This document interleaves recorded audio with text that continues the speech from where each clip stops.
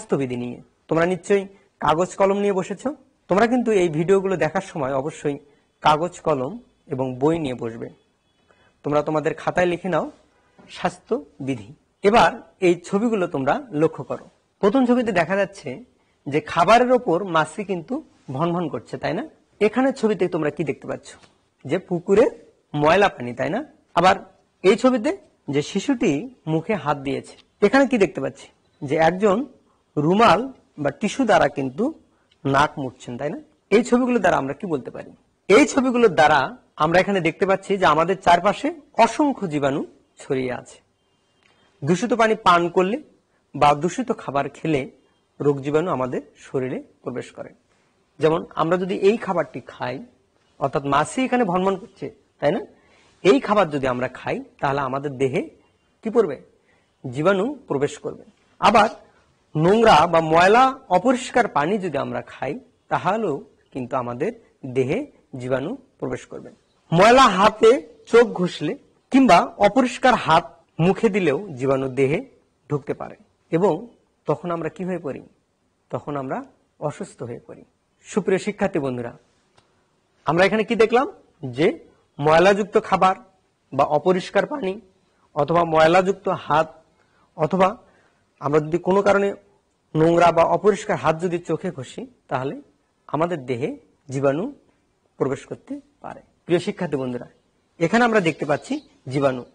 আমরা প্রথমে বলেছি যে আমাদের চারপাশে অসংখ্য জীবাণু ছড়িয়ে ছিটিয়ে রয়েছে। এই জীবাণু যদি আমরা খাবারের মাধ্যমে আমাদের দেহে প্রবেশ করতে পারে, অর্থাৎ জীবাণু যদি খাবারে পড়ে, মাছি বা যে কোনো নোংরা অর্থাৎ খাদ্যদ্রব্যের উপর যদি পড়ে, সেই খাদ্য যদি আমরা খাই তখন আমাদের কি হতে পারে? এই জীবাণু খাবারের মাধ্যমে আমাদের দেহে প্রবেশ করতে পারে। আবার জীবাণু যদি পানিতে থাকে, অর্থাৎ ময়লা অপরিষ্কার পানি যদি আমরা খাই, সেক্ষেত্রেও কিন্তু জীবাণু আমাদের দেহে প্রবেশ করতে পারে। আবার আমরা এই জীবাণুযুক্ত হাত অর্থাৎ নোংরা হাতে, অপরিষ্কার হাতে আমরা যদি চোখে লাগাই অথবা মুখে লাগাই অথবা নাকে লাগাই তাহলেও কিন্তু আমাদের এই জীবাণু আমাদের দেহে প্রবেশ করতে পারে। অর্থাৎ দেহে জীবাণু প্রবেশ করবে খাদ্যদ্রব্যের মাধ্যমে অথবা পানির মাধ্যমে অথবা ময়লা বা নোংরাযুক্ত হাতের মাধ্যমে আমাদের দেহে জীবাণু প্রবেশ করতে পারে। তখন আমরা কি হয়ে পড়ব?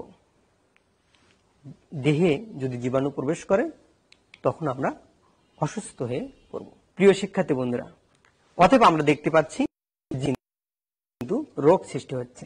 জীবাণু খাদ্যদ্রব্যের মাধ্যমে দেহে প্রবেশ অথবা জীবাণু পানির মাধ্যমে দেহে প্রবেশ অথবা জীবাণু হাতের মাধ্যমে দেহে জীবাণু প্রবেশ করে, তখন আমরা অসুস্থ হয়ে পড়ি। প্রিয় শিক্ষার্থী বন্ধুরা, এবার তোমরা বলো তো আমাদের কেন অসুখ হয়? হ্যাঁ, তোমরা ঠিক বলেছ। আমরা যদি ময়লাযুক্ত হাতে কোনো খাবার খাই অথবা অপরিষ্কার পানি পান করি অথবা নোংরাযুক্ত খাবার খাই তাহলে কিন্তু আমাদের দেহে জীবাণু প্রবেশ করে, তখন আমরা অসুস্থ হয়ে পড়ি। এখন কথা হতে পারে, তাহলে আমরা কিভাবে সুস্থ থাকতে পারি? হ্যাঁ, তোমরা ঠিক বলেছ। আমরা যদি স্বাস্থ্যবিধি মেনে চলি অথবা পরিষ্কার পরিচ্ছন্নভাবে আমরা আমাদের যদি জীবনযাপন করি, অর্থাৎ আমরা কখনো অপরিষ্কার হাতে কোনো খাবার খাবো না বা অপরিষ্কার হাত চোখ নাক বা মুখে লাগাবো না, এভাবে স্বাস্থ্যবিধি মেনে আমরা সুস্থ থাকতে পারি। এবং হাত ধোয়ার অভ্যাসটি কিন্তু আমাদের সঠিক উপায়ে জানতে হবে এবং সেটা নিয়মিত পালন করতে হবে। প্রিয় শিক্ষার্থী বন্ধুরা, বোর্ডে দেখানো ছবিগুলো তোমরা লক্ষ্য করো। প্রথম ছবিতে আমরা কি দেখতে পাচ্ছি? প্রথম ছবিতে আমরা দেখতে পাচ্ছি সুষম খাদ্য, তাই না? দ্বিতীয় ছবিতে যে বিভিন্ন শিক্ষার্থীরা বা শিশুরা খেলছে, এখানে শিশুটি ঘুমাচ্ছে। আমরা প্রথম ছবিতে দেখলাম সুষম খাদ্য, ব্যায়াম বা খেলাধুলা এবং পরের ছবিতে পর্যাপ্ত ঘুম। এগুলো কেন প্রয়োজন? এই সুষম খাদ্য, ব্যায়াম ও খেলাধুলা এবং পর্যাপ্ত ঘুম কেন আমাদের প্রয়োজন? তোমরা নিশ্চয়ই বলতে পারবে। সুষম খাদ্য আমাদের দেহ সুস্থ রাখে। পরিমিত ব্যায়াম বা খেলাধুলা, প্রয়োজনীয় বিশ্রাম এবং ঘুম আমাদের দেহের জন্য উপকারী। আমরা এই সুষম খাদ্য খেলে আমাদের দেহ সুস্থ থাকবে। এবং আমরা যদি ব্যায়াম বা খেলাধুলা এবং পর্যাপ্ত ঘুমাই, তাহলে আমাদের দেহের জন্য উপকারী। একটা কথা আছে, পড়ার সময় পড়া, খেলার সময় খেলা। আমরা প্রয়োজন মতো পড়াশোনা করব, খেলাধুলা করব এবং পর্যাপ্ত ঘুমাবো। এবার আরো কিছু ছবি তোমরা লক্ষ্য করো। প্রথম ছবিতে দেখা যাচ্ছে যে একজন ডাক্তার একজন রোগীকে দেখছেন, তাই না? দ্বিতীয় ছবি দেখে তোমরা কি বুঝতে পারছো? দ্বিতীয় ছবিতে দেখা যাচ্ছে একজন ঔষধ খাচ্ছেন। তৃতীয় ছবিতে এখানে দেখা যাচ্ছে যে একটা ফিল্টার দেওয়া আছে। অর্থাৎ আমরা এই ছবির দ্বারাও দেখতে পারি যে এটা নিরাপদ পানি, অথবা অনেক টিউবওয়েলের পানি কিন্তু নিরাপদ, গভীর টিউবওয়েল বা নলকূপের পানি কিন্তু নিরাপদ পানি। এই ছবিগুলো দ্বারা কি বোঝা যাচ্ছে? এই ছবিগুলো দ্বারা আমরা বুঝতে পারছি যে রোগাক্রান্ত হলে আমাদের কি করা উচিত। আমরা কি করব? ডাক্তার দেখাতে হবে, ঔষধ খাইতে হবে এবং নিরাপদ পানি পান করতে হবে, তাই না? অতএব আমরা বলতে পারি যে রোগ হলে ডাক্তার দেখানো এবং ঔষধ খাওয়া প্রয়োজন, এবং তার সঙ্গে সঙ্গে নিরাপদ পানি এবং বিশ্রাম নেওয়া প্রয়োজন, তাই না? তোমরা নিশ্চয়ই এখন বিষয়টি বুঝতে পেরেছো। আরো কিছু ছবি তোমরা লক্ষ্য করো। প্রথম ছবিতে কি দেখা যাচ্ছে বলো তো? হ্যাঁ, তোমরা ঠিক ধরতে পেরেছো যে প্রথম ছবিতে দেখা যাচ্ছে যে কোনো এক জায়গায় তারা বেড়াতে গিয়েছেন, তাই না? দ্বিতীয় ছবিতে একজন বিশ্রাম নিচ্ছেন এবং তৃতীয় ছবিতে তিনি কি করছেন? তিনি পেপার পড়ছেন, এবং দেখেই বোঝা যাচ্ছে আনন্দের সংবাদ তার মনকে উৎফুল্ল করছে। অতএব আমরা বলতে পারি কোথাও অবকাশ যাপন বা ঘুরতে যাওয়া, পর্যাপ্ত বিশ্রাম নেওয়া এবং আনন্দময় কাজ, এসব শরীর এবং মনকে সুস্থ রাখে। প্রিয় শিক্ষার্থী বন্ধুরা, এবার তোমরা তোমাদের খাতায় লেখো যে আমাদের দেহ সুস্থ রাখার জন্য আমাদের কি কি নিয়ম মেনে চলতে হবে। তোমরা কয়েকটি বাক্যে লিখে ফেলো। তোমাদের জন্য সময় 2 মিনিট।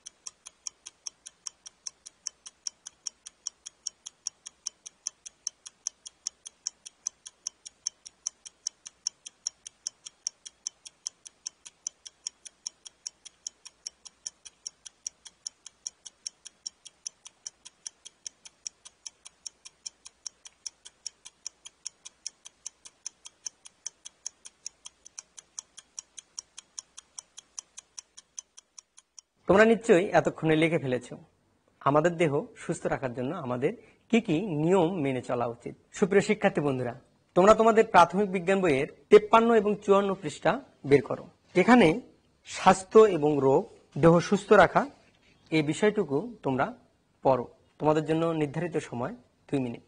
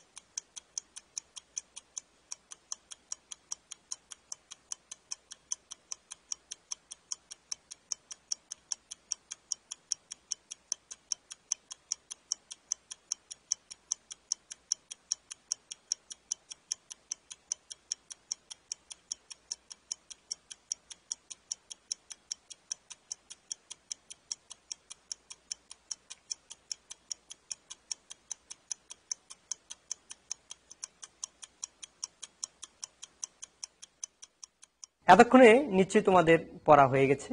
আমরা দেখলাম কিভাবে আমাদের দেহে জীবাণু প্রবেশ করে, আমরা কেন অসুস্থ হই এবং সুস্থ থাকার উপায় কি কি। এখন তোমরা এক বাক্যে উত্তর দাও, মানুষের শরীরের রোগ সৃষ্টির কারণ কি? তোমরা বলো তো, আমাদের শরীরের রোগ সৃষ্টির কারণ কি কি হতে পারে? হ্যাঁ, তোমরা ঠিক ধরতে পেরেছো। আমাদের বা মানুষের শরীরে রোগ সৃষ্টির কারণ হচ্ছে জীবাণু। জীবাণু যদি কোনো কারণে আমাদের দেহে প্রবেশ করে তাহলে আমরা রোগাক্রান্ত হই। অপরিচ্ছন্নতার কারণে হয় এমন 3টি রোগের নাম লিখো। তোমরা তোমাদের খাতায় লিখে ফেলো। সুস্থ থাকার 2টি উপায় বলো।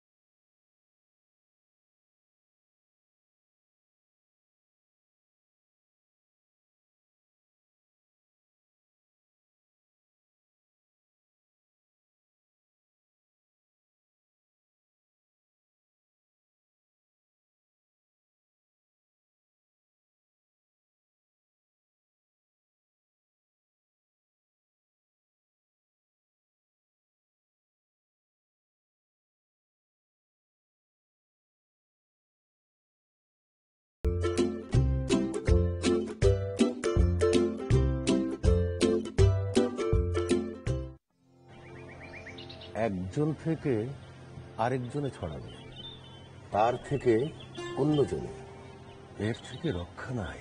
এই দেখ, এইভাবে। বড় চাচা, আমরা কিন্তু একজন আরেকজনকে সুরক্ষিত রাখতে পারি দায়িত্বশীল হয়ে। বাইরে যাওয়ার সময় নিজে মাস্ক পরব, অন্যকেও মনে করিয়ে দেব।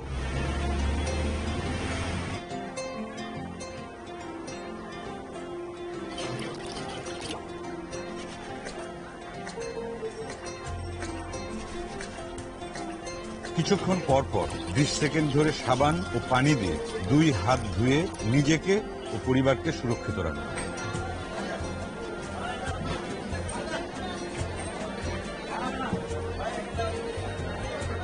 সবসময় অন্যদের থেকে কমপক্ষে 3 ফুট দূরত্ব বজায় রেখে একে অপরকে নিরাপদ রাখব।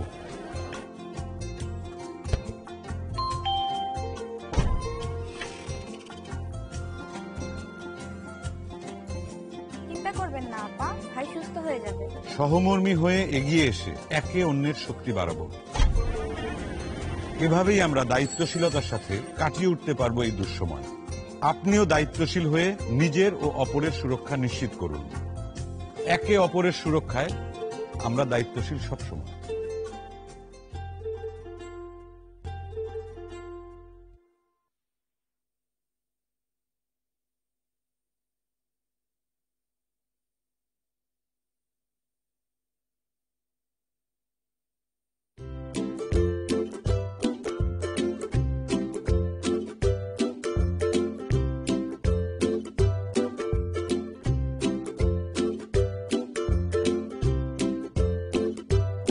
সুপ্রিয় শিক্ষার্থী, কেমন আছো তোমরা? আশা করছি অনেক ভালো আছো। করোনা ভাইরাসের আক্রমণে তোমরা কিন্তু কেউ আতঙ্কিত হবে না। সবাই ঘরে থাকবে, স্বাস্থ্যবিধি মেনে চলবে, সুরক্ষা থাকবে, বাবা মায়ের কথা শুনবে। গত ক্লাসে আমরা কি শিখেছিলাম তোমাদের কি মনে আছে? গত ক্লাসে আমরা শিখেছিলাম গাণিতিক বাক্য সঠিক বা ভুল। আজকেও কিন্তু আমরা সেটি শিখব। তারপর থেকে তার আগে আমি একটি গণিতের খেলা খেলব। গতদিনে একটি খেলা খেলেছিলাম, আজকেও একটি গণিতের খেলা খেলবো। খেলাটি তোমরা মনোযোগ সহকারে দেখবে। কি খেলবো? অবশ্যই আজকে আমরা কি শিখব? 2 অঙ্কের একটি গুণ কিভাবে মুখে মুখে করে ফেলবো। খুব সহজ একটি প্রক্রিয়ায়, সেটি আমরা দেখব। চলো তাহলে একটু দেখি। মনে করো 93 গুণ 95, এই গুণটি আমরা মুখে মুখে করব। কি সম্ভব? মনে হচ্ছে একটু কঠিন, তাই না? কিন্তু না, এই গুণটি আমরা একদম মুখে মুখে করব। কিভাবে করব? 93 100 থেকে কত কম বলো তো? 7 কম। 95 কত কম? 5 কম। এখন 7 আর 5 আমরা যোগ করব। কত হলো? 7 5 12। তাহলে এই যোগফলটা হচ্ছে 100 থেকে বাদ দিয়ে দেব। কত থাকছে আমাদের? 100 থেকে 12 বাদ দিলে 88। এবার যে কাজটি করব, 7 আর 5 গুণ করব। গুণ করলে কত হবে? 35। এটি হচ্ছে আমাদের মুখে মুখে গুণ হলো। বুঝতে পেরেছি? আরেকটি গুণ আমরা দেখি এইরকমই। সেটি কেমন? মনে করো 94 গুণ 98। এটি তোমরা একটু চিন্তা করো তো কি হবে। খেয়াল করবে, এটি 100 থেকে কত কম? 6 কম। এটি কত কম? 2 কম। 6 দিয়ে যোগ করলে কত হয়? 6 দিয়ে যোগ করলে 8 হয়। 100 থেকে যদি আমি 8 বিয়োগ করি কত হবে? এখানে বসাবো 92। 6 কে 2 গুণ করলে 6 দুগুণে 12। কি বুঝতে পেরেছো নাকি কোনো সমস্যা? সমস্যা হলে কিন্তু আমাকে বলতে হবে। আমি কিন্তু অনেক বড় বড় গুণ কিন্তু মুখে মুখে করিয়ে দিলাম। সুপ্রিয় শিক্ষার্থী, আজকে আমরা শিখব আবারও সেই গাণিতিক বাক্য সঠিক না ভুল। গত ক্লাসে আমরা করেছিলাম গাণিতিক বাক্য কি। একটু মনে করার চেষ্টা করি তো। তোমরা একটু চিন্তা করে আমাকে বলবে গাণিতিক বাক্য কি। অবশ্যই ঠিক বলেছ। গাণিতিক বাক্য হচ্ছে একটি বাক্যকে যদি আমরা সত্য বা মিথ্যা নির্ণয় করতে পারি বা সঠিক বা ভুল নির্ণয় করতে পারি, তাহলে তাকে আমরা বলবো গাণিতিক বাক্য। আজকে ঠিক আমরা সেই রকম একটি কাজই করব। সুপ্রিয় শিক্ষার্থী, দেখো তো তোমরা, আমি একটি বোর্ডে একটি সমস্যা লিখছি। এটাকে তো আমরা চিনি, তাই না? খালি ঘর। খালি ঘর যোগ 5 সমান 12। একটু চিন্তা করো যে এটি কি আমরা কি করব। এই যে আমরা খালি ঘর যোগ 5 সমান 12, এটা কি সঠিক না ভুল? একটু ভাবো তো যে খালি ঘর যোগ 5 সমান 12 এটি সঠিক না ভুল। একটু চিন্তা করো। একটু জটিল মনে হচ্ছে, তাই না?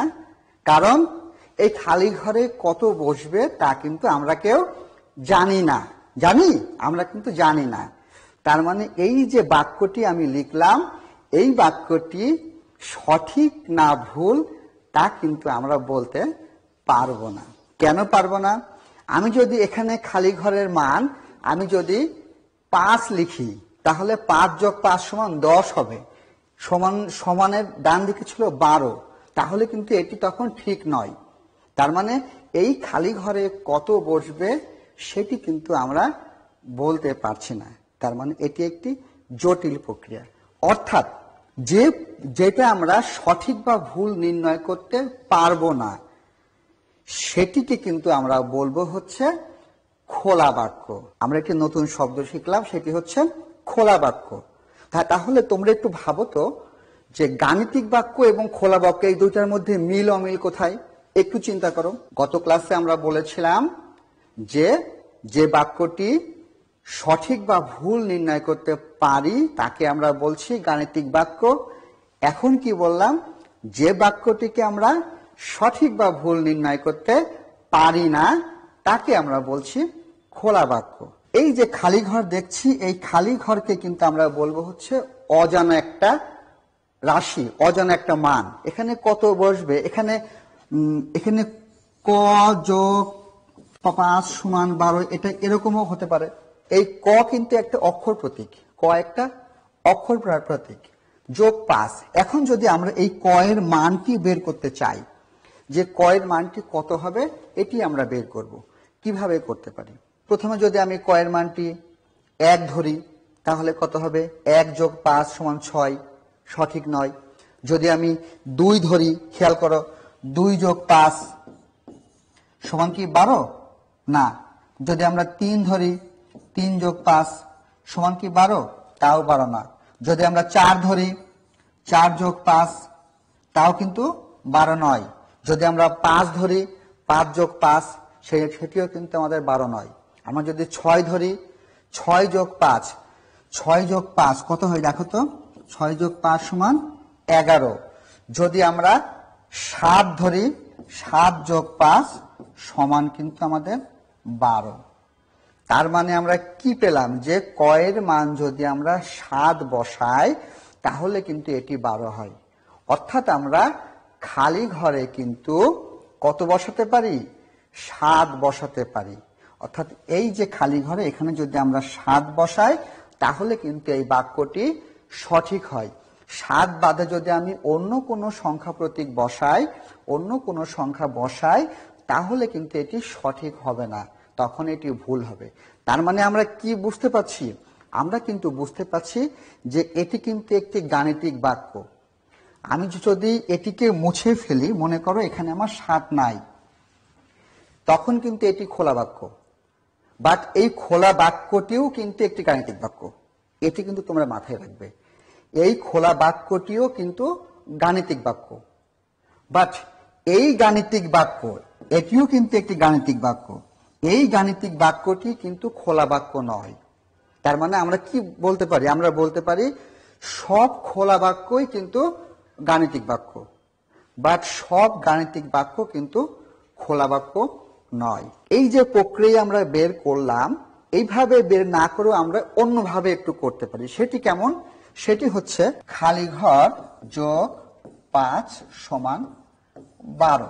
এখন আমরা যদি এই খালি ঘরের মানটি বের করতে চাই তাহলে আমাদের যে প্রথম কাজটি করতে হবে সেটি হচ্ছে এই সংখ্যা প্রতীকের দিকে দিতে হবে। কিভাবে দিতে পারি আমরা?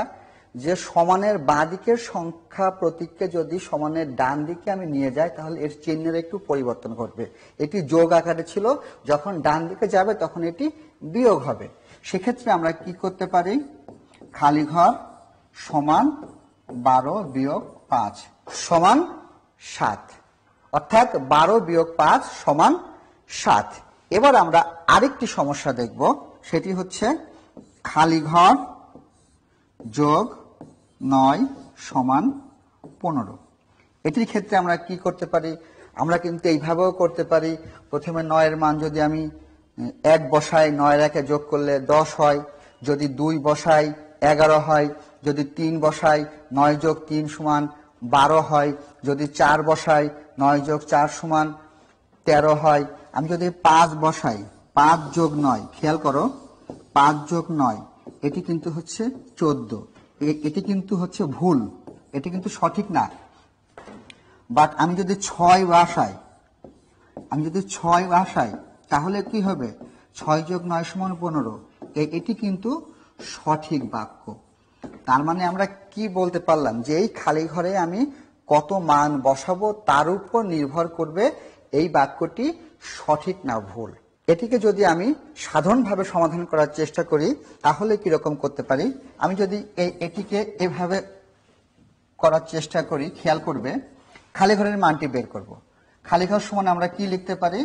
খালি ঘর সমান লিখতে পারি এই সংখ্যা প্রতীকের দিকে দেব। অর্থাৎ সংখ্যা প্রতীকের সঙ্গে খালি ঘর যোগ আকারে আছে। যখন ডান দিকে দেব তখন চিহ্নের পরিবর্তন ঘটবে। চিহ্নের পরিবর্তন ঘটে কি ঘটবে? 15 - 9 = 6। অর্থাৎ আমরা খালি ঘরের মানটি পেলাম হচ্ছে 6। বুঝতে পেরেছি আমরা? যদি বুঝে থাকি তাহলে আমরা এখন আরেকটি সমস্যায় যাব। তোমরা একটু বোর্ডে খেয়াল করবে, একটি গাণিতিক সমস্যা আছে, আমরা একটু দেখব। মুক্তার কাছে কিছু এবং অপর কাছে 6টি লজেন্স আছে। দুইজনের কাছে মোট 18টি লজেন্স আছে। ভালো করে একটু খেয়াল করবে। মুক্তার কাছে আছে কিছু, এই কিছু মানে কি? এই কিছু মানে কিন্তু আমরা জানি না। তাহলে মুক্তার লজেন্সের সংখ্যাকে যদি আমি খালি ঘর মনে করি, আর অপর কাছে কয়টি আছে? 6টি আছে। তাহলে এই 6টি লজেন্স আছে আর খালি ঘর আছে মুক্তার কাছে। তাহলে মোট আছে আমাদের কয়টি? 18টি। আমাদের গাণিতিক বাক্যটি লেখো। এই গাণিতিক বাক্যটি আমরা কি লিখতে পারি? আমরা কিন্তু এখানে লিখতে পারি যে গাণিতিক বাক্যটি হচ্ছে, গাণিতিক বাক্য আমরা কত লিখতে পারবো? মুক্তার কাছে আছে খালি ঘরটি, আর অপর কাছে আছে 6টি, মোট আছে কতটি? মোট আছে হচ্ছে 18টি। এটি হচ্ছে আমাদের গাণিতিক বাক্য। আমাদের এখন যে কাজটি করতে হবে, যে খালি ঘর পূরণের জন্য অজানা সংখ্যাটি নির্ণয় করো। অর্থাৎ এখানে যে খালি ঘর আছে, এই খালি ঘরে কত সংখ্যা বসবে সেটি আমাদের বের করতে বলেছে। আমরা এটি কিভাবে বের করব? আমরা আগের সমস্যায় কিন্তু দেখেছি যে 5 যোগ 7 সমান 12, এটি কিভাবে আমরা পেয়েছিলাম? খালি ঘর যোগ 5 সমান 12, খালি ঘরে বিভিন্ন মান বসিয়ে কিন্তু আমরা একসময় যে 12 পেয়েছি। ঠিক তেমন ভাবে এই খালি ঘরের মান যদি আমি 1 বসাই, 6 আর 1 7 হবে। যদি আমি 5 বসাই, খেয়াল করো, 6 যোগ 5 সমান 11। যদি আমি 10 বসাই, 6 যোগ 10 সমান 16। যদি আমি 11 বসাই, 11 যোগ 6 সমান 17। যদি আমি 12 বসাই, 12 যোগ 6 সমান 18। তার মানে বিষয়টি কি দাঁড়াচ্ছে, যে এই খালি ঘরের মানটি আমাদের বের করতে হবে। এটিকে যদি আমরা সমাধান করি তাহলে আমরা এইভাবে করতে পারি যে খালি ঘর সমান 18 বিয়োগ 6। আচ্ছা বলো তো বিয়োগ কেন দিলাম? একটু মনে করো তো। আমরা কিন্তু আগে বলে দিয়েছি যে বিয়োগটি কেন দিলাম। একটু তোমরা ভাবো যে আমি বলেছিলাম সংখ্যা প্রতীককে সবসময় সংখ্যা প্রতীকের দিকে নিয়ে যাবা, সংখ্যাগুলোকে সব একদিকে করো।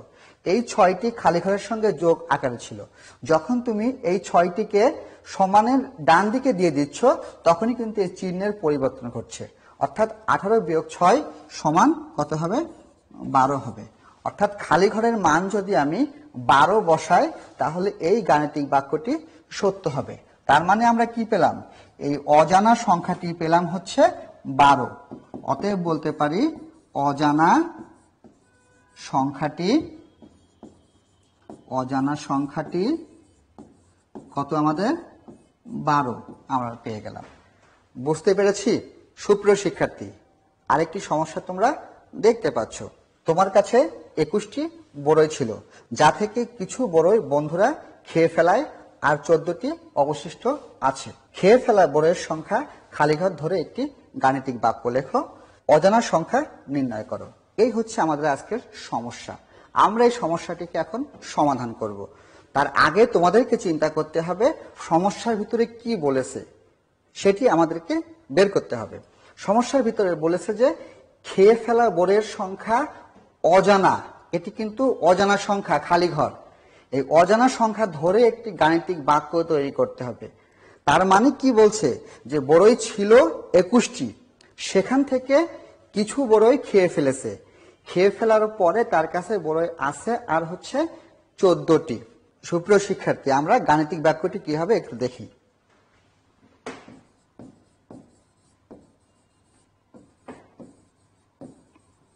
গাণিতিক বাক্য, আমার কাছে বড়ই ছিল হচ্ছে 21টি, কিছু বড়ই খেয়ে ফেললো। কয়টি খেয়ে ফেললো কিন্তু আমরা জানি না। আমরা কি জানি যে বড়ই খেয়ে ফেললে বড়ই কমে না বাড়ে? অবশ্যই কমে। কমলে কি করতে হয়? বিয়োগ করতে হয়। তাহলে আমরা বিয়োগ করি। কয়টা বিয়োগ করব জানি না, অজানা সংখ্যা বিয়োগ করব। সমান অবশিষ্ট বড়ই ছিল কয়টি? 14টি। এই যে বাক্যটি আমরা পেলাম, এটি কিন্তু আমাদের গাণিতিক বাক্য। আমাদের প্রথম সমস্যার সমাধান করে ফেলেছি। গাণিতিক বাক্যটি বের করো। আমরা 2 নম্বরে দেখব অজানা সংখ্যাটি এখন নির্ণয় করো। তার মানে এই যে অজানা সংখ্যা খালি ঘর আছে, এটির মান আমরা বের করব। তোমরা একটু ভাবো তো, 21 থেকে কত বিয়োগ করলে 14 হয়? যদি আমরা 21 থেকে 1 বিয়োগ করি কত হবে? 21 বিয়োগ 1 সমান 20। যদি আমরা 2 বিয়োগ করি তাহলে কত হবে? 19। যদি আমরা 3 বিয়োগ করি 18। যদি আমরা 4 বিয়োগ করি 17। যদি আমরা 5 বিয়োগ করি কত হবে? 16। যদি আমরা 6 বিয়োগ করি কত হবে? 15। যদি আমরা 7 বিয়োগ করি কত হবে? 14 হবে। তার মানে আমরা কি পেলাম? 21 বিয়োগ 7 সমান 14। আচ্ছা ভাবো তো এই 7টা আমরা কিভাবে পেলাম? আমরা কিন্তু আগের সমস্যায় আমরা দেখেছি যে এগুলো সমস্যার সমাধান কি করে করতে হয়। আমরা বলেছিলাম সংখ্যার পাশে সংখ্যা থাকবে, অর্থাৎ 21-এর সাথে 14 আসবে, খালি ঘরটা সমানের ডান দিকে যাবে। আমরা বলেছিলাম যে যখনই সমানের বাম দিকের সংখ্যা ডান দিকে আর ডান দিকের সংখ্যা বাম দিকে যাবে তখনই কি ঘটবে? চিহ্নের পরিবর্তন ঘটবে। অর্থাৎ 14 ছিল সমানের ডানে, অর্থাৎ এটি ছিল যোগ, এটি যখন বাঁদিকে আসবে তখন হবে হচ্ছে এটি বিয়োগ। আর খালি ঘর ছিল সমানের বাঁদিকে বিয়োগ, এটি যখন ডান দিকে যাবে তখন হবে যোগ। অর্থাৎ আমরা কি বলতে পারি? আমরা বলতে পারি এ লাইন থেকে আমরা এ লাইন লিখব, বলতে পারি যে 21 বিয়োগ 14 সমান খালি ঘর। তার মানে আমরা কি পেলাম? বা 21 থেকে 14 বিয়োগ করলে 7 সমান খালি ঘর। অতএব কি বলতে পারছি? খালি ঘর সমান 7। অর্থাৎ এই যে অজানা সংখ্যা আমাদের নির্ণয় করতে বলেছে, এই অজানা সংখ্যাটি হবে হচ্ছে 7। তার মানে খালি ঘরের মান যদি আমরা 7 বসাই আমরা অজানা সংখ্যাটি পেয়ে যাব। সুপ্রিয় শিক্ষার্থী, আজকে আমরা সারাদিনে কি কি শিখলাম? আজকে আমরা শিখলাম গাণিতিক বাক্য সঠিক বা ভুল, খোলা বাক্য কাকে বলে এবং খোলা বাক্য সম্বলিত কিছু গাণিতিক সমস্যা। তোমাদের জন্য আজকের বাড়ির কাজ নিতে গেলে কি করতে হবে? খাতা কলম নিয়ে বসতে হবে। তোমরা খাতা কলম নিয়ে বসে পড়ো, আমি বোর্ডে লিখে দিচ্ছি, তোমরা খাতায় তুলে নাও। 70 পৃষ্ঠায় পেন্সিল 1 আর একটা হচ্ছে কম্পাস 1, দুইটাই 1 নম্বর। এই দুটি 1 নম্বরই তোমরা হচ্ছে বাসায় ভালো করে করবে।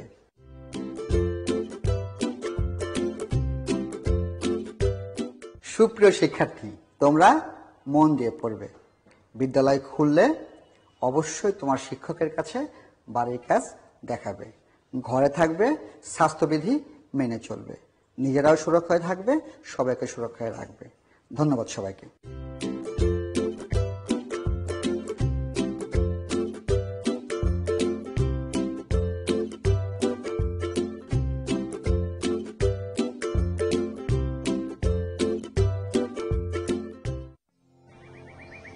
একজন থেকে আরেকজনে ছড়াবে, তার থেকে অন্যজনে, এর থেকে রক্ষা নাই।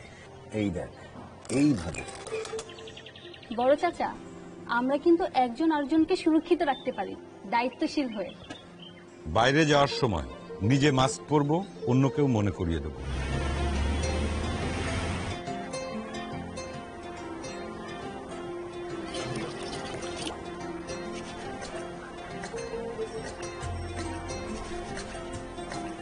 কিছুক্ষণ পর পর 20 সেকেন্ড ধরে সাবান ও পানি দিয়ে 2 হাত ধুয়ে নিজেকে ও পরিবারকে সুরক্ষিত রাখুন।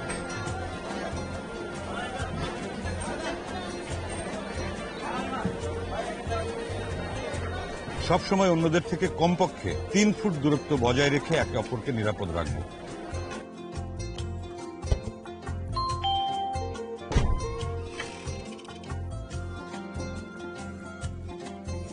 চিন্তা করবেন না আপা, ভাই সুস্থ হয়ে যাবে। সহমর্মী হয়ে এগিয়ে এসে একে অন্যের শক্তি বাড়াবো। এভাবেই আমরা দায়িত্বশীলতার সাথে কাটিয়ে উঠতে পারবো এই দুঃসময়। আপনিও দায়িত্বশীল হয়ে নিজের ও অপরের সুরক্ষা নিশ্চিত করুন। একে অপরের সুরক্ষায় আমরা দায়িত্বশীল সবসময়।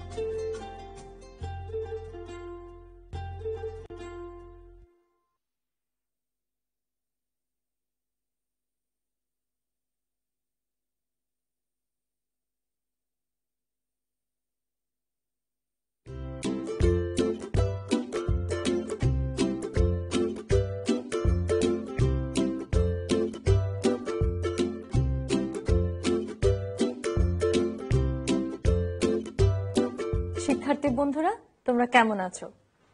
করোনার এই সময়ে আমরা আতঙ্কিত হব না, নিয়মিত স্বাস্থ্যবিধি মেনে ভালো থাকবো, সুস্থ থাকবো।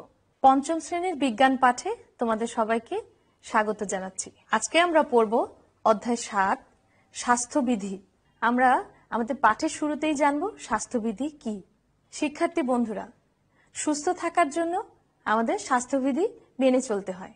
যেমন ধরো, করোনার এই সময়ে আমরা আতঙ্কিত হব না, আমরা স্বাস্থ্যবিধিগুলো মেনে চলবো। এখানে স্বাস্থ্যবিধিগুলো হচ্ছে যেমন শারীরিক দূরত্ব বজায় রাখা, সেই সাথে হাঁচি কাশির শিষ্টাচার মেনে চলা, মাস্ক ব্যবহার করা, হাতে গ্লাভস ব্যবহার করা, স্বাস্থ্য সুরক্ষা সামগ্রী ব্যবহার করা। এছাড়াও আমরা অপ্রয়োজনে বাসা থেকে বের হব না, সংক্রমিত কোনো ব্যক্তির সংস্পর্শে যাব না, নিজেকে সুরক্ষিত রাখবো, সাবান দিয়ে বারবার হাত ধোবো। এই কথাগুলো তোমাদেরকে আমরা বারবার বলেছি। এই কাজগুলো করলে আমরা স্বাস্থ্যের উন্নতি ঘটাতে পারি, সুস্থ থাকতে পারি। এগুলো হচ্ছে আমাদের স্বাস্থ্য বিধি। শরীরকে সুস্থ রাখার জন্য আমরা এই স্বাস্থ্য বিধিগুলো মেনে চলি। এতে আমাদের শরীর সুস্থ থাকে, স্বাস্থ্যের উন্নতি হয়। শিক্ষার্থী বন্ধুরা, আজকের পাঠে আমরা জানব সংক্রামক রোগ কি, সংক্রামক রোগ কিভাবে ছড়ায়, এ নিয়ে আজকে আমরা আলোচনা করব। বিভিন্ন কাজের ধাপে ধাপে আমরা তা জেনে নেব। বন্ধুরা, আমরা ছবিতে দেখতে পাচ্ছি একটি ছবি। এটি কিসের ছবি তোমরা একটু চিন্তা করে দেখো। পাশাপাশি আমাদের আরেকটি ছবি চলে এসেছে, আমরা আরো একটি ছবি দেখতে পাচ্ছি। এখন আমরা দেখে নিব সংক্রামক রোগে এদের ভূমিকা কি। এই যে প্রথম ছবিটি দেখেছি, এর নাম হলো ছত্রাক। আমাদের দ্বিতীয় ছবিতে রয়েছে ব্যাকটেরিয়া, আর আমাদের তৃতীয় ছবিতে রয়েছে এই সময়ের সবচাইতে পরিচিত একটি ভাইরাসের ছবি। তাহলে ছত্রাক, ব্যাকটেরিয়া, ভাইরাস প্রত্যক্ষ পরোক্ষভাবে আমাদের মানব দেহকে বিভিন্ন রোগে আক্রান্ত করছে এবং রোগকে এক দেহ থেকে অন্য দেহে ছড়িয়ে দিচ্ছে। শিক্ষার্থী বন্ধুরা, এই ছবিতে আমরা সংক্রমিত ব্যক্তি হতে কিভাবে অন্য মানব দেহে সহজেই রোগ ছড়িয়ে পড়ে সেই ছবিটাই দেখতে পাচ্ছি। তোমরা দেখতে পাচ্ছ এখানে আক্রান্ত ব্যক্তি হতে অন্য ব্যক্তিতে খুব সহজেই রোগগুলো ছড়িয়ে পড়ছে। কোন আক্রান্ত ব্যক্তির সংস্পর্শে যখন অন্য একজন সুস্থ ব্যক্তি আসবে, তখন সেই ব্যক্তির খুব সহজেই রোগ ছড়িয়ে পড়তে পারে। রোগ সংক্রমণের আরো কিছু কারণ হচ্ছে, যেমন মশা দিয়ে, প্রাণী থেকে, পাখির মাধ্যমে, অর্থাৎ কীট পতঙ্গ, প্রাণী কিংবা পাখি, এগুলোর মাধ্যমেও সংক্রামক রোগ দ্রুত ছড়িয়ে পড়তে পারে। বিভিন্ন জীবাণু যেমন ব্যাকটেরিয়া, ভাইরাস, ছত্রাক, আমি এগুলোর ছবি দেখিয়েছি তোমাদের, ইত্যাদি শরীরে প্রবেশের ফলে সৃষ্ট রোগই হলো সংক্রামক রোগ। এ সকল রোগ প্রত্যক্ষ পরোক্ষভাবে একজন মানুষ থেকে আরেকজন মানুষের দেহে ছড়াতে পারে। তাহলে বন্ধুরা, আমরা জানলাম ব্যাকটেরিয়া, ছত্রাক, ভাইরাস ইত্যাদি দ্বারা আক্রান্ত হয়ে যখন মানুষ সহজেই রোগাক্রান্ত হয়ে পড়ে, সেটাই হলো সংক্রামক রোগ। আর সংক্রামক রোগ খুব সহজেই এক দেহ থেকে অন্য দেহে ছড়িয়ে পড়তে পারে। সংক্রামক রোগের বিস্তারে আমরা দেখতে পাই, আক্রান্ত রোগী যখন অন্য কোনো সুস্থ ব্যক্তির সামনে হাঁচি অথবা কাশি দিবে, তখন কিন্তু খুব সহজেই সেই রোগটি ছড়িয়ে পড়তে পারে। আমরা বোর্ডে দুটি ছবি দেখতে পাচ্ছি। এভাবে হাঁচি কাশির মাধ্যমে দ্রুত ছড়িয়ে পড়াটাও আমরা সহজেই বুঝতে পারছি। কিছু কিছু রোগ হাঁচি কাশির মাধ্যমে একজন থেকে আরেকজনে সংক্রমিত হয়, অর্থাৎ রোগ সংক্রমণের এটি একটি অন্যতম উপায় বা অন্যতম কারণ হলো হাঁচি কাশি।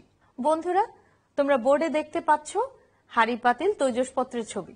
এই ছবি থেকে আমরা বুঝতে পারি যে হাঁড়ি পাতিল অথবা থালা, বাটি, প্লেট, এগুলো যখন আক্রান্ত ব্যক্তির থালা, বাটি, প্লেট অন্য একজন ব্যবহার করবে, তাহলে সেই ব্যক্তিটি আক্রান্ত হওয়ার সম্ভাবনা রয়েছে।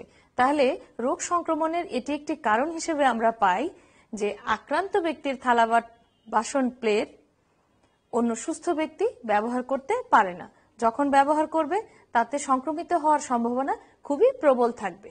শিক্ষার্থী বন্ধুরা, তোমরা আমাদের বোর্ডে দেখতে পাচ্ছ এই ছবিতে দুজন ব্যক্তি বসে আলাপ করছে। সংক্রামক রোগের আরো একটি কারণ হলো এক ব্যক্তির সংস্পর্শে অন্য ব্যক্তি সহজেই আক্রান্ত হয়ে যাওয়া। অর্থাৎ এই ছবিতে যদি একজন লোক এখানে অসুস্থ থাকেন, সংক্রামক ব্যাধিতে আক্রান্ত থাকেন, তাহলে অন্য লোকটি খুব সহজেই তার সংস্পর্শে এসে সংক্রামক ব্যাধিতে আক্রান্ত হয়ে পড়বে। তাহলে আমাদের মনে রাখতে হবে, সংক্রামক রোগ থেকে বাঁচতে হলে আমাদের শারীরিক দূরত্ব, নিরাপদ দূরত্ব বজায় রাখতে হবে। বন্ধুরা, আমরা আরো একটি ছবি দেখতে পাচ্ছি। এটি একটি টয়লেটের ছবি। এই ছবিটির সঙ্গে আমরা ভেবে দেখব, এখন আলোচনা করব সংক্রামক রোগের কি সম্পর্ক। হ্যাঁ বন্ধুরা, তোমরা ঠিক ধরেছ, সংক্রামক রোগ আক্রান্ত ব্যক্তির টয়লেট ব্যবহারের মাধ্যমেও সহজে ছড়াতে পারে। অর্থাৎ যখন কোনো আক্রান্ত ব্যক্তি এই টয়লেটটি ব্যবহার করবে, আক্রান্ত ব্যক্তির দেহ থেকে সহজেই রোগ জীবাণু সেই টয়লেটে ছড়িয়ে পড়বে। আবার যখন কোনো সুস্থ ব্যক্তি এই টয়লেটটি ব্যবহার করবে, তখন ওই ব্যক্তিটিকে রোগ জীবাণু সহজেই আক্রান্ত করে ফেলবে। অর্থাৎ সংক্রামক ব্যাধি ছড়িয়ে পড়ার আরো একটি কারণ হলো একই টয়লেট দুজন ব্যক্তি বা একাধিক ব্যক্তি ব্যবহার করা। এভাবে একই টয়লেট একাধিক ব্যক্তি ব্যবহার করার মাধ্যমে একজনের দেহ থেকে খুব সহজেই রোগ জীবাণু অন্য আরেকজন সুস্থ ব্যক্তির দেহে সংক্রামিত হতে পারে। তাহলে বন্ধুরা, তোমরা আমার সঙ্গে একটু বলো, সংক্রামিত ব্যক্তির ব্যবহৃত জিনিস যেমন গ্লাস, প্লেট, চেয়ার, টেবিল, জামা কাপড়, টয়লেট ইত্যাদি ব্যবহারের মাধ্যমে আমরা জীবাণু দ্বারা সহজে সংক্রমিত হতে পারি। এই ছবিতে তোমরা দেখতে পাচ্ছ একটি প্রাণী, কুকুর, মশা এবং এখানে কিছু কীট পতঙ্গের ছবি।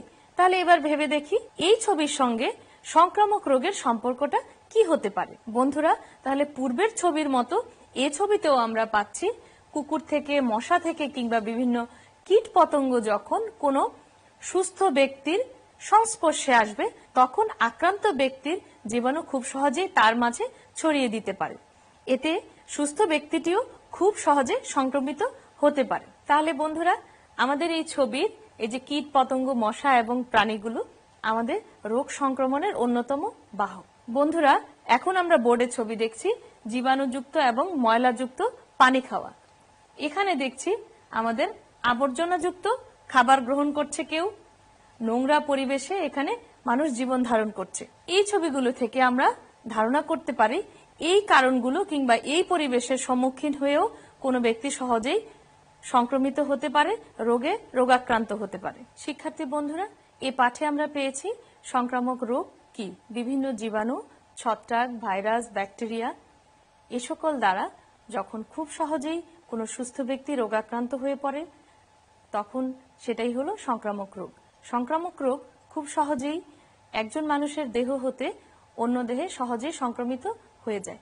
এছাড়াও আমরা জেনেছি বিভিন্ন পোকামাকড়, মশা, প্রাণী দ্বারাও সংক্রমণ রোগ এক দেহ থেকে অন্য দেহে সহজেই সংক্রমিত হয়ে যায়। আমি তোমাদেরকে বিভিন্ন ছবি দেখিয়েছি, ছবির মাধ্যমে আমি তোমাদেরকে বোঝাতে চেষ্টা করেছি যে সংক্রামক রোগ খুব সহজেই কিভাবে সংক্রমিত হতে পারে, বিস্তার লাভ করতে পারে। বন্ধুরা, তোমাদের সাহায্য নিয়ে আমি এই ছকটি পূরণ করব। আচ্ছা বন্ধুরা, তোমরা বলো তো সংক্রামক রোগ কিভাবে ছড়ায়? হ্যাঁ, ঠিক বলেছ, আক্রান্ত ব্যক্তির থালাবাটি ব্যবহারের মাধ্যমে সংক্রামক রোগ ছড়ায়। তাহলে আমরা একটা কারণ পেয়ে গেলাম, এখানে লিখে ফেলি।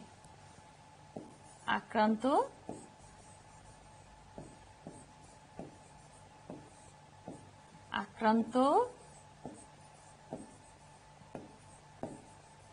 ব্যক্তির থালা বাসন ব্যবহারে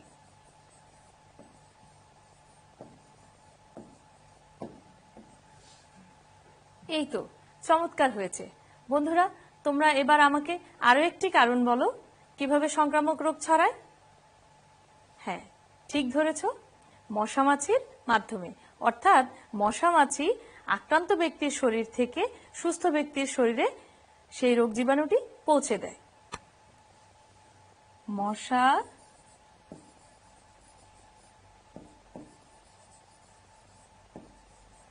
মাছির মাধ্যমে।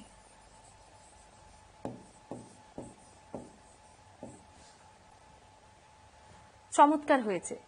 আমরা একটি কারণ পেয়েছি থালাবাটি ব্যবহারের মাধ্যমে, আরেকটি কারণ হলো মশা মাছির মাধ্যমে। এই কারণগুলো ছাড়াও আমরা আরো কিছু কারণ খুঁজে পেয়েছি সংক্রামক রোগ কিভাবে ছড়ায়। মুখে মুখে বলি চলো। শিক্ষার্থী বন্ধুরা, আরো একটি কারণ হলো, হ্যাঁ এই তো হয়েছে, আরো একটি কারণ হলো সংক্রামিত ব্যক্তির টয়লেট ব্যবহারের মাধ্যমেও সংক্রামক রোগ সহজে ছড়িয়ে পড়ে। আরো একটি কারণ বলো দেখি।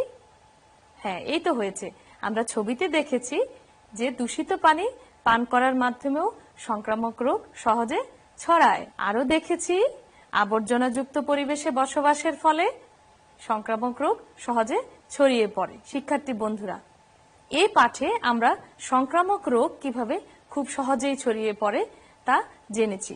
যখন আমরা দেখতে পেলাম একজন সুস্থ ব্যক্তির সংস্পর্শে অন্য একজন ব্যক্তি চলে আসবে, তখন সেটা সহজেই সংক্রমিত হচ্ছে। করোনার এই সময়ে এই কথাটি আমরা বারবার বলে থাকি যে আক্রান্ত ব্যক্তি যখন মাস্ক ব্যবহার করবে না, সুস্থ ব্যক্তি যখন তার সংস্পর্শে চলে আসবে, নিরাপদ দূরত্ব বজায় রাখবে না, গ্লাভস ব্যবহার করবে না, বারবার হাত ধোবে না, তাহলে সহজেই কিন্তু সেই ব্যক্তিটি আক্রান্ত হচ্ছে। সংক্রামক ব্যাধি দূর করার এই নিয়মগুলো মেনে চললে, এই স্বাস্থ্যবিধিগুলো মেনে চললে আমরা সহজেই সংক্রামক রোগ থেকে সহজেই বাঁচতে পারি। শিক্ষার্থী বন্ধুরা, তোমাদের পাঠ্য বইটি হাতে নাও। তোমাদের পাঠ্য বইয়ের 47 পৃষ্ঠাটি খুলে দেখো। আমি এখন তোমাদেরকে 2 মিনিট সময় দিচ্ছি। এই অধ্যায়ে 47 পৃষ্ঠাটি তোমরা পড়ে ফেলো।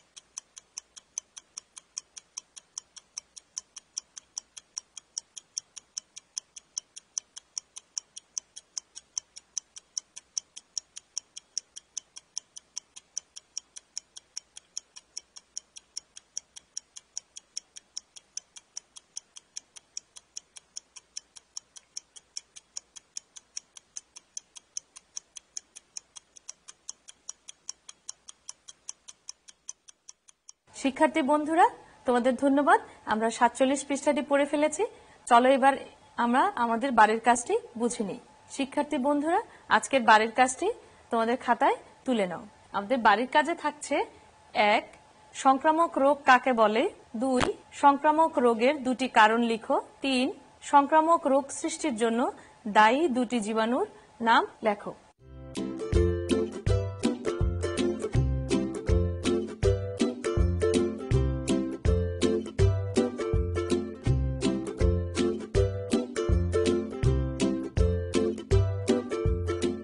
তোমরা অভিভাবকের সহায়তায় বাসায় বসে অবশ্যই বাড়ির কাজটি প্রস্তুত করবে।